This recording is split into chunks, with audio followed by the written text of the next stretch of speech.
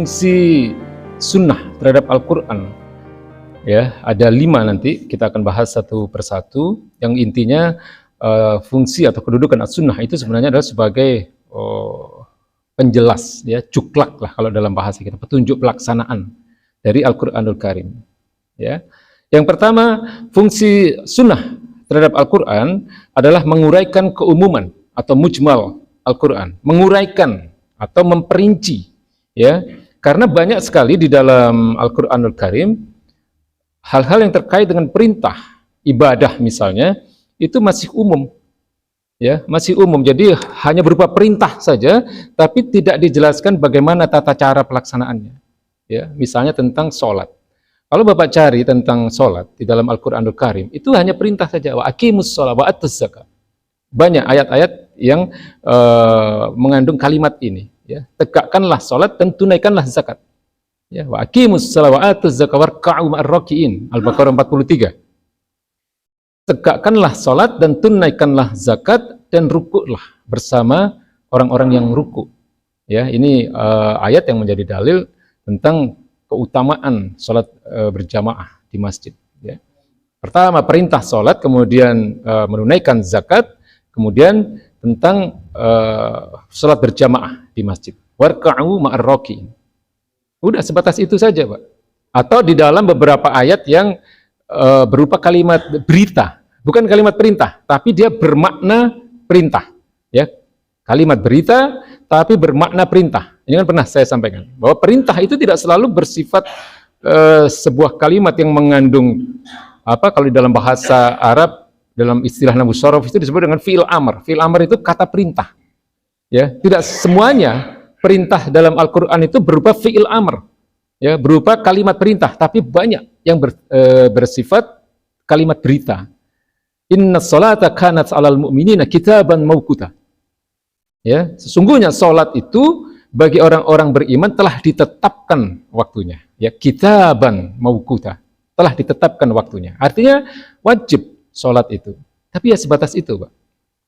Ya, maka kalau ada yang mengatakan tunjukkan di dalam Al-Quran, ya, perintah sholat 5 waktu misalnya, ya nggak ada memang, nggak ada. Karena di dalam Al-Quran itu sholat yang disebutkan itu hanya ada 3. Pertama sholat subuh, kedua sholat malam, ketiga sholat asar. Ya, tapi sholat-sholat lain, ya, sholat maghrib, sholat zuhur, sholat isya, ya, itu adanya di sunnah atau di hadis. Ya. Nah, hukumnya wajib kita untuk mengikuti apa yang ada di dalam sunnah-sunnah ini. Ya, jadi kalau ada orang yang mengatakan tunjukkan kepada saya hukum atau wajibnya umat Islam itu melakukan sholat 5 waktu dalam Al-Quran, dalilnya, ayatnya, ini orang yang nggak paham tentang agama ini, Pak. Ya, ini orang yang nggak paham tentang agama. Ya, jadi wajibnya kita melaksanakan sholat 5 waktu, kemudian berapa jumlah rakaatnya masing-masing sholat, ya, subuh 2 rakaat, zuhur 4 rakaat, asar 4 rakaat, maghrib 3, isya 4 rakaat, itu semuanya ada di dalam hadis, semuanya ada di dalam sunnah-sunnah baginda Nabi besar Muhammad SAW, bahwa sholat itu harus diawali dengan wudhu, bahwa kemudian rangkaian sholat itu harus diawali dengan niat takbiratul ihram, kemudian salam, ya, diakhiri dengan salam. Itu semuanya ada di hadis, itu semuanya ada di sunnah. Ya, maka baginda Nabi mengatakan, "Shollu kama ra'aitumuni usolli." Ya, salatlah kalian sebagaimana kalian melihat aku salat. Ya, bagaimana takbiratul ihram, bagaimana kemudian rukuknya, sujudnya, ya, tahiyat awal, tahiyat akhir, salam dan semuanya enggak ada dalam Al-Qur'anul Karim. Ya. Jadi ya seperti itu, kadang-kadang orang itu asal ngomong, ya, sementara mereka sebenarnya tidak paham soal agama. Dan yang bicara tadi, yang bicara tunjukkan ayat Al-Quran yang menunjukkan adanya perintah sholat 5 waktu, itu gelarnya profesor, Pak. Profesor di UI. Nah, tapi bukan ilmu agama, ilmu sosial politik. Ya. Jadi hati-hati dengan orang-orang yang model begini. Ya, demikian juga dengan zakat misalnya. Ya, yang ada di dalam Al-Quranul Karim hanya perintah untuk membayar zakat, atau perintah untuk memungut zakat kepada negara. Ya. wa aqimus shalah wa atuz zakat. Seringkali kan salat itu disandingkan dengan zakat. Ya, atau di dalam surat At-Taubah ya, ayat 103 itu kan dikatakan khudz amwalihim. Ya, jadi ambillah dari harta-harta mereka sodakoh. Ya, jadi kalau di dalam Al-Qur'an itu istilah zakat juga seringkali dinyatakan oleh Allah Subhanahu wa taala dengan istilah sodakoh. Khudz min amwalihim sodakotan. Ya, ambillah dari harta-harta mereka itu sodakoh. Ya, tutahhiruhum wa tuzakkihim, untuk membersihkan dan mensucikan harta-harta mereka. Ya, wafsalli alaihim, dan berdoalah untuk mereka. Ya, hanya perintah ya tentang bagaimana orang-orang yang sudah memenuhi syarat untuk membayar zakat atau yang disebut dengan muzakki ini wajib hukumnya untuk membayar zakat. Ya, tapi kalau ayat At-Taubah tadi 103 tadi itu adalah ayat yang diperintahkan kepada negara sebenarnya. Ya, khudz ya min amwalihim shadaqatan. Ya, pungutlah atau ambillah ya dari harta-harta mereka itu sedekah.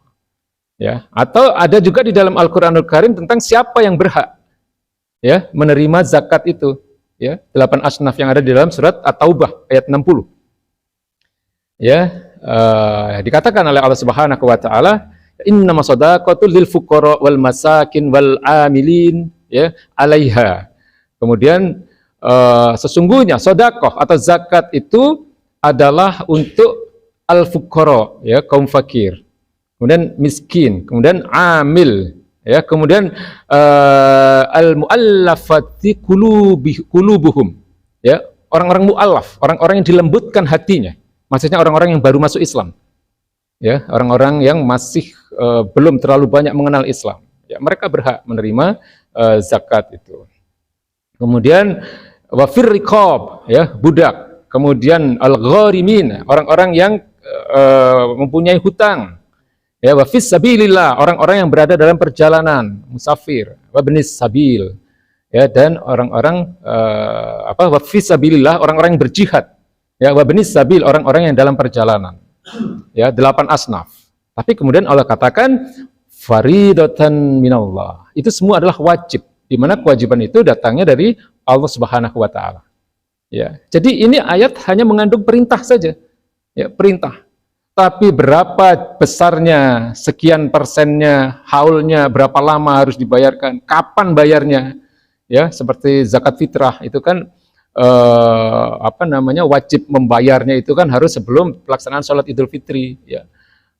Kemudian zakat mal berapa persennya, kemudian ada zakat perdagangan, zakat hasil panen dan seterusnya ya, itu semua adanya di sunnah, itu semua adanya di hadis. Kalau kita cari di Quran tidak ada ya.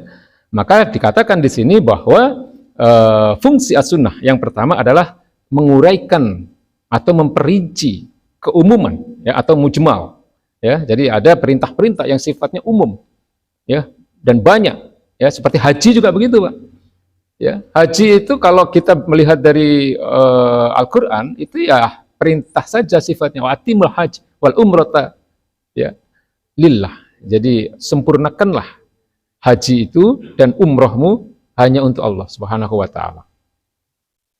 Ya, itu perintah untuk haji. Atau di dalam ayat yang lain ya, surat Ali Imran ayat 97 itu kan ada walillahi 'alan nas ya, walillahi 'alan nas hijjul baiti ya, wajib bagi manusia untuk melakukan perjalanan haji ke Baitullah ya, hanya untuk Allah Subhanahu wa taala. Ya, man istata'a, hanya untuk orang-orang yang sanggup saja, orang-orang yang mempunyai kemampuan untuk itu.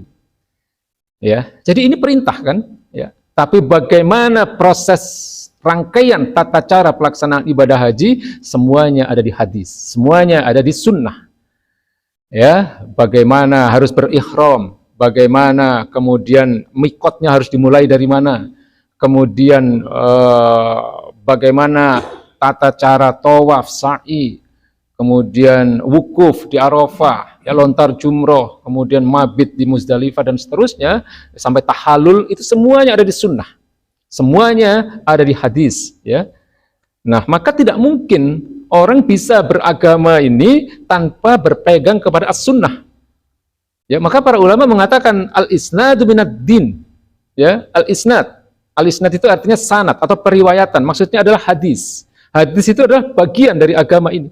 Ya, di mana kalau orang hanya berpegang kepada Quran tanpa berpegang kepada as-sunnah, tidak bisa mereka menjalankan rangkaian-rangkaian ibadah sebagaimana yang kita lihat hari ini. Ya, maka Imam Ibnu Hazm, seorang ulama besar Andalusia pada masa kekhilafahan Abbasiyah, beliau menjelaskan ya bahwa sesungguhnya di dalam Al-Qur'an terdapat ungkapan-ungkapan yang seandainya tidak ada penjelasan lain. Ya, maksudnya seandainya tidak ada as-sunnah, maka manusia tidak mungkin mampu melaksanakan agama ini. Ya, maka dalam hal ini rujukan manusia harus hanya kepada sunnah-sunnah baginda Nabi besar Muhammad SAW. Ya, meskipun ada juga sunnah-sunnah para sahabat yang harus diikuti, tapi itu tidak banyak. Ya, hanya dalam kasus-kasus tertentu saja.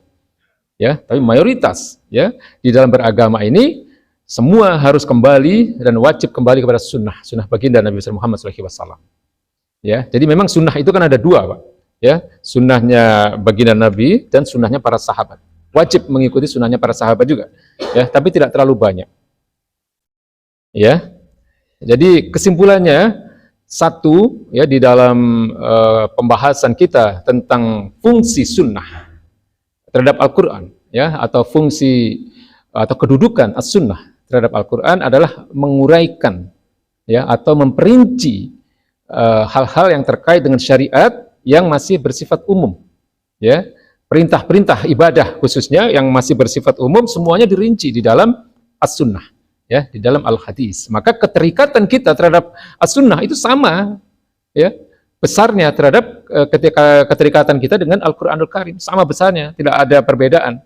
Ya meskipun secara hierarki, ya Al-Quran itu adalah sumber dalil utama, sumber dalil pertama. Kemudian kedua adalah as-sunnah. Ya, saya kira jelas ya Pak ya.